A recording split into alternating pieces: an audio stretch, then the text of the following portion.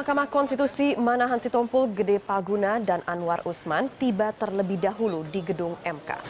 Sementara Ketua Mahkamah Konstitusi Arief Hidayat tiba terakhir dan menyampaikan penyesalannya atas kasus yang menimpa salah satu hakim mahkamah. Arief meminta maaf kepada seluruh masyarakat Indonesia karena gagal menjaga marwah mahkamah. Seluruh hakim MK akan menggelar rapat dan jumpa pers untuk menjelaskan kasus yang menimpa salah satu hakim Mahkamah Konstitusi. Yang saya bisa komentar begini, ya Allah, saya mohon ampun, saya tidak bisa menjaga MK ini dengan sebaik-baik. Dan saya akan rapat dulu RPH, nanti setelah rapat RPH saya akan menanyakan siapa? Ya, gitu ya. Karena saya tidak bisa sendiri, apa yang akan saya lakukan harus seizin hakim yang lain. Tapi ya? Gitu. Maksudnya dari tadi statement Bapak tidak ada niatan untuk pengunduran diri atau apa kan Pak? Belum ada.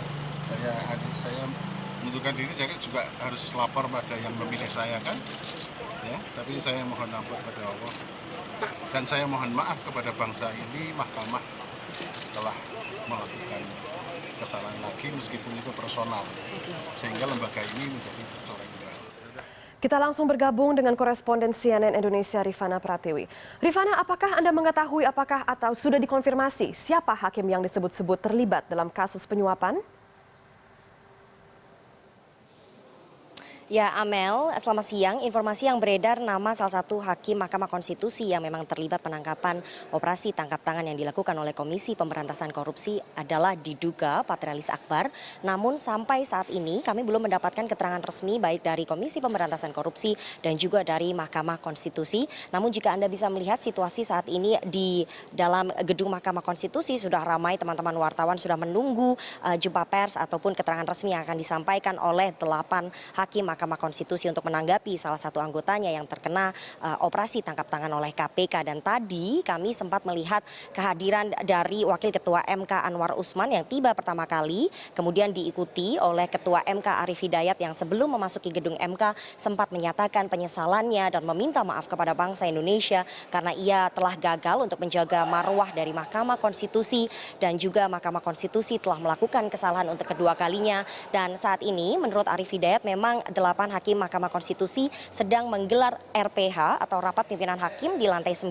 Kemudian nanti akan dilanjutkan untuk memberikan jumpa pers menanggapi kasus yang sedang ditangani oleh KPK, yakni operasi tangkap tangan yang melibatkan salah satu anggotanya. Dan menurut informasi tadi dari Arief Hidayat bahwa sebetulnya hari ini Patrialis Akbar mendapatkan tugas kedinasan atau disposisi menjadi narasumber ketenagakerjaan di daerah Depok. Namun sejak semalam hingga pagi ini telepon genggamnya tidak bisa dihubungi. Namun sekali lagi belum ada konfirmasi resmi yang bisa diberikan oleh Arief Hidayat selaku Ketua MK dan juga baik dari Komisi Pemberantasan Korupsi. Amelia.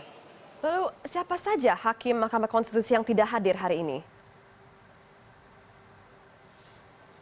Ya tadi kami juga tidak bisa melihat kedatangan keseluruhan dari hakim karena memang banyak sekali pintu di gedung MK. Namun kami bisa memastikan bahwa saat ini sudah ada 4 hakim MK yang berada di lantai 9. Ada Dewa Palguna, kemudian Anwar Usman, Arief Hidayat, serta ada juga tadi kami melihat kedatangan dari Manahan Sitompul. Sementara untuk Maria Farida, Aswanto, Soehartoyo, Wahidudin Adam, itu kami tidak melihat kehadirannya di gedung MK. Amelia. Terima kasih sekali atas laporannya. Selamat bertugas kembali. Kita beralih ke KPK, ada koresponden CNN Indonesia Istiarto Sigit di gedung KPK Jakarta. Ito, apakah KPK sudah memberikan keterangan pers terkait tangkap tangan yang menjerat salah satu hakim MK ini? Ya, selamat siang Amelia. Seperti yang dikatakan Rifana tadi, memang sampai dengan saat ini juga belum ada konfirmasi tentang nama pastinya siapa pejabat negara yang dimaksud oleh pihak KPK tertangkap tangan tadi malam dalam operasi tangkap tangan. Namun yang bisa dipastikan melalui juru bicara KPK dan juga Ketua KPK Agus Raharjo bahwa memang betul tadi malam telah dilakukan sebuah operasi tangkap tangan dan ditangkap bukan hanya 1 atau 2 Amelia, tapi juga lebih dari 10 orang atau mungkin 10 sampai dengan 11 orang yang ditangkap tadi malam dan sedang dilakukan penyidikan.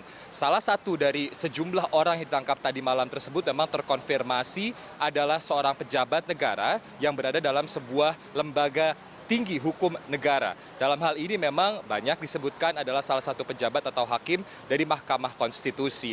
Namun baik juru bicara maupun ketua KPK sampai dengan saat ini belum menjelaskan baik motif, waktu, dan lokasi penangkapan, dan juga mengenai siapa nama ataupun pejabat yang dimaksud.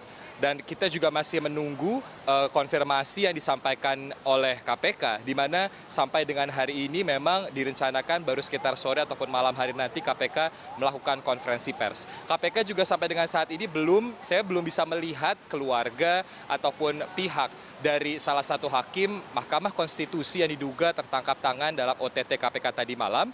Namun yang sampai dengan saat ini saya sempat lihat datang ke KPK adalah Sofyan Basir, Dirut PLN, yang tadi sempat melakukan rapat koordinasi dengan pimpinan KPK. Amelia. Lalu itu apakah disebut di mana tempat penangkapan itu?